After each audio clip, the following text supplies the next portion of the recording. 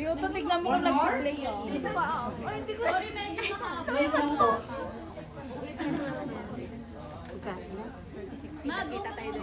Medyo mahaba pa yan. May kita tayo sa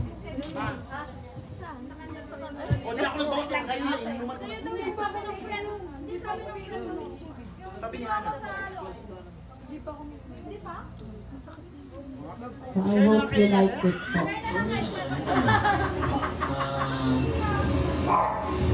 Nakita ko kasi na matagal talaga kami magsasama niya.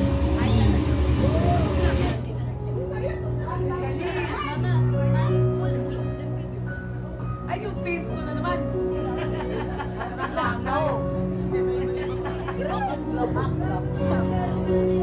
Ate, ba't pakilala lang kita kay Nico?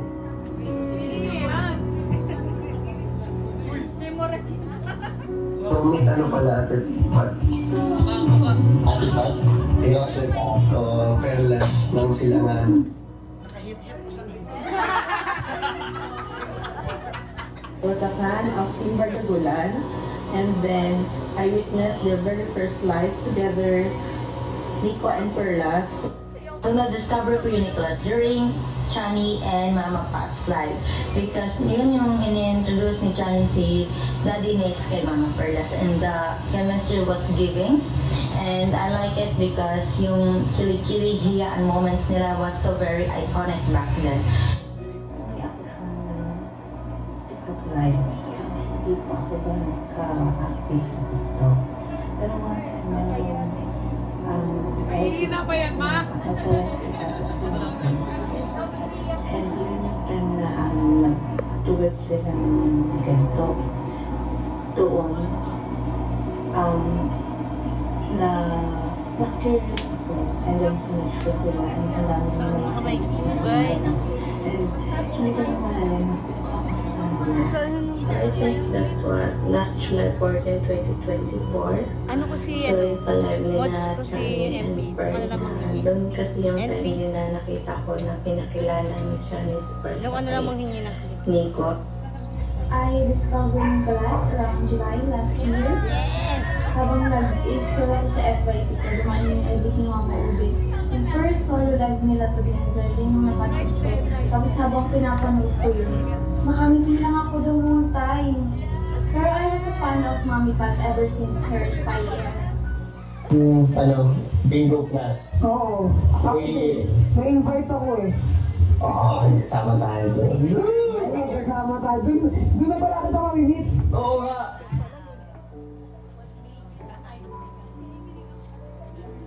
Kasi yung chemistry nila, undeniable. So, yung very first life pa lang nila, it was all laughter. They are enjoying themselves. Hindi nahihiya si Pat, si Perlas, kung ano man siya, na kailangan magpaganda or anything na magpa-bebe. So, doon ako nag-start maging fan ng Nicolas kasi they are just natural. Natural lang talaga sila sa isa't isa. From the very beginning, hindi nila kailangang mag-pretend. I think it was August, yung mga live nila together, the chemistry, the kilig, and all. Na-hook na talaga ako sa Nicolas. And that was made me happy talaga. Nung nakikita ko silang nagla-live with Pardagulan, yung mga lines nila, yung nagtatapunan sila ng mga lines na out of nowhere, napapangiti ka, tumatawa ka. Nawawala yung stress mo kahit pagod ka sa work, kahit wala kang off. Nung hindi mo nararamdaman yung pagod mo. I think the desire na to help them, to support them. And also, sa chemistry nilang dalawa at naging happy pill din kasi sila eh. And also the way na magpakilig sila ng mga taong nanonood sa kanila, kuhang-kuha talaga nila. They're genuines. Sobrang natural nila. Hindi kailangan pilitin para magpakilig. Kasi parang habang nag-uusap lang sila, nakakakilig. Wala kasi hindi nagawa, nakakakilig. Actually, I don't know. Totoo. Bigla na lang ako nahook sa kanila. Yung kumbaga, bigla na lang silang hinahanap-hanap ng sistema. totoo, nahanap-hanap talaga sila ng sistema ko. Yun bang nagpunta ko sa TikTok, hinahanap ko lahat ng mga edits ko sa kanila, yung mga edit na editors. Hanggang sa kakapanood ko ng mga edits sa kanila, hindi ko namalayan na lumalalim na pala yung pagkahumaling ko sa kanila kung bakit.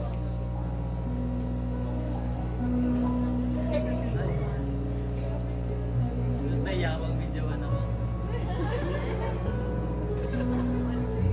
Kuya Diyos, yung binibidyo ko lang. I think my favorite moment with them was their first mall show here in Bicol. So we are so lucky na minute nila kami privately and personally after the show, kahit pagod na sila. So we are so lucky with that, and because of them, that's my first time din na makamit ng isang fan. And then up until now, we are still in contact. My sisters here in Bicol, Bicol baby. So yun ang favorite moment ko kasi first time ko sila ma-meet, first time ko maging fan na ganito. And of course, the fan meet, doon ko nakita yung genuineness nilang dalawa. Sobra emotional nun for us kasi that's the first time na andoon lahat ng mga nagmamahal sa kanila na walang halong kaplastikan, and doon din natin napakita sa family yung gano'n natin sila kamahal. Lahat naman po, memories sa paborito ko, lalo na po magkasama yung dalawa. Paborito ko na po yun. Memories na po yun sa akin. Masaya sila na magkasama. Even hindi sila magkasama, as long as okay sila, masaya na po ako. Hindi ko pa sila namin. So I don't have any memorable moments with them. So I go to favorite events ng family ko. Actually, dalawa siya, and parehas siyang meet and greet. First is yung meet and greet with Team Bardagulan. Favorite ko yung part na, yung iconic part na kinuhanin ko sa habang kumakanta siya ng laging namin. Kaya ko siya favorite kasi before meet and greet ng Team Bardagulan, we all know na dumaan sila sa maraming bashing. So through that, pinakita nila na how strong they are to overcome that bashing, and parang pinakita nila na kahit ano sabihin, they are good. Okay? So, second is yung meet and greet of Nicholas. Kaya ko din siya favorite kasi nga, yung meet and greet na yun is very intimate and super cute na thing, which is pajamas, which is unique. Tapos yung interaction nila with the fans, and yung fan project din ng Nicholas, yung pinakita yung moments or yung memories na pinagdaanan, and yung makikita mo yung genuine happiness ng dalawa at ng mga events nung time na yun. Kaya favorite ko din siya. When I met Nico, sa pag-surprise namin sa kanya during his birthday sa Bacolod, and that time kasi din ka-video call namin si Pearl, and when I heard the I love you and I love you po ng dalawa, so sobrang ingay namin doon. So I think that's the moment kasi first time din namin ni Nico na nakita and nagkausap personally, and si Pearl, hindi ko pa siya kasi nakita personal. At first, siguro I had the chance to spoke to Nico. From the beginning, that's the first time na makausap ko siya. And then hearing those words from him, assuring na whatever happened, I will be inside it. What is the most important is between me and Patricia, I assured you, I will not hurt her no matter what bashing we're gonna receive. Doon ko na-prove the real Nico na no matter what happened, I would protect this boy.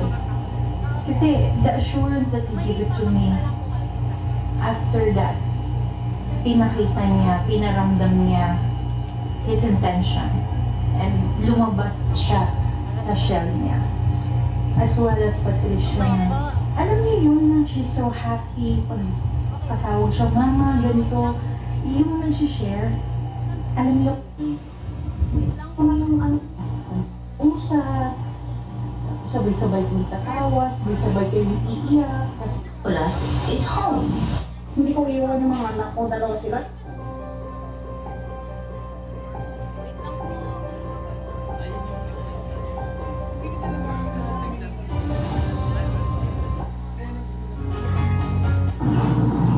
Happy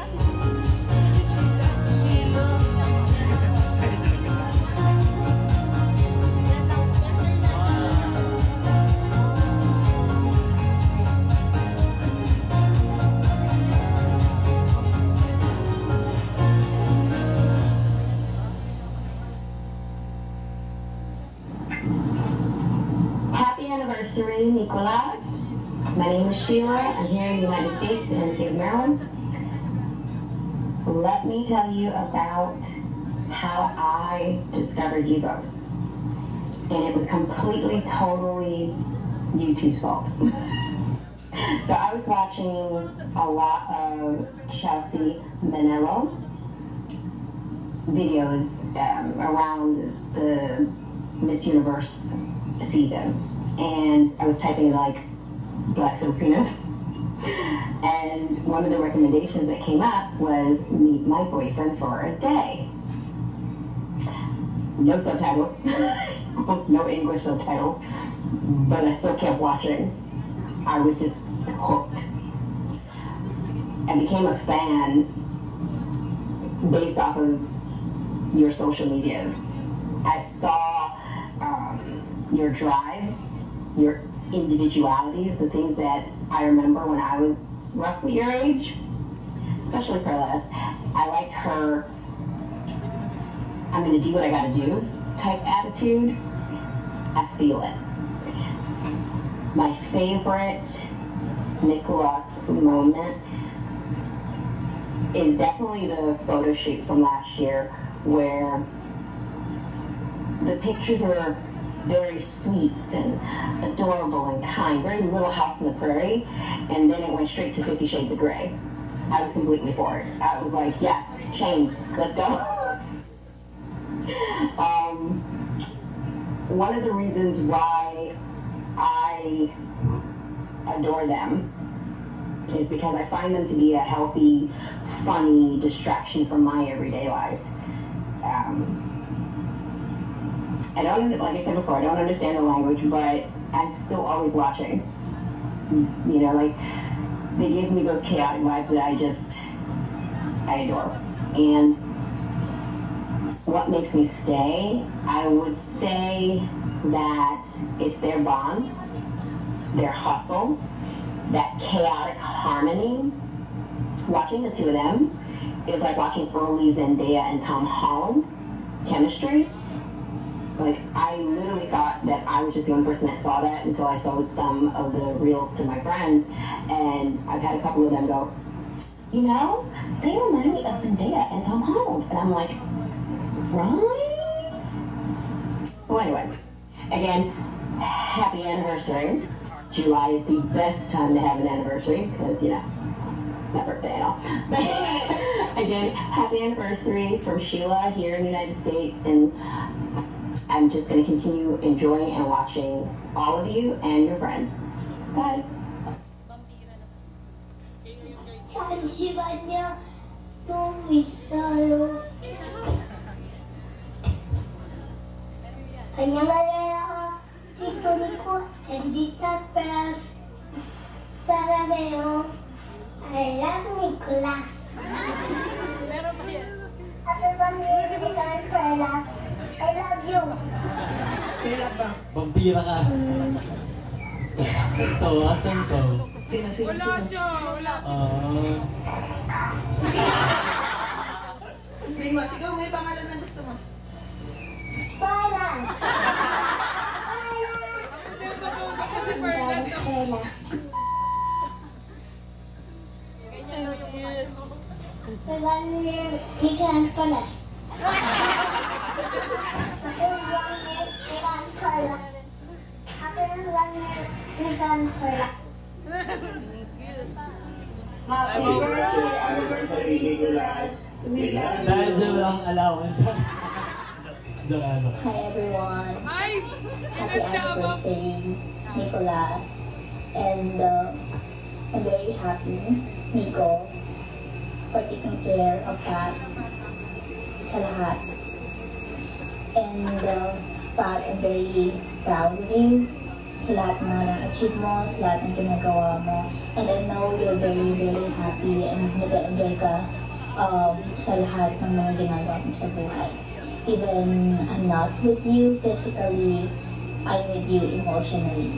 And I will always support you sa lahat ng gagawin mo pa sa buhay. Basta huwag illegal. Basta dun lang tayo sa legal. And I love you very much. Happy anniversary. I hope to see you both soon. And lahat ng mga tao sumasuporta sa inyo. Thank you so much for giving genuine love kay Pat. Sobrang na-appreciate ko yung pagmamahal na binibigay niyo kay Pat.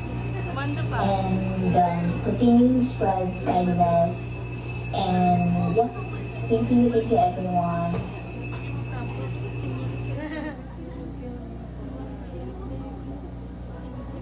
Isang taong lumipas, guling laging kasama, walang buwan na tahimik at masasabing mapayapa. Sinasabi naming laro lang ang mga tira't tuna, pero sana'y makita, nasasaktan din pala. Di man laging mauunawaan, tinig namin tila hangin, mananatili pa rin kahit puso'y paulit-ulit sugatin. Sa bawat unos na muling sumusubok sa aming pagkakapit, ang pangako'y nananatiling buo.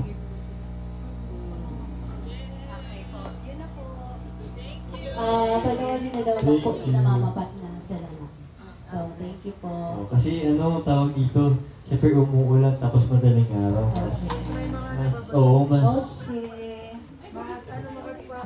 Mas mag-enjoy tayong magkakasama. Kasi pwede namin ito panoorin ng ano. Pero sobrang appreciate namin lahat ng nag-effort.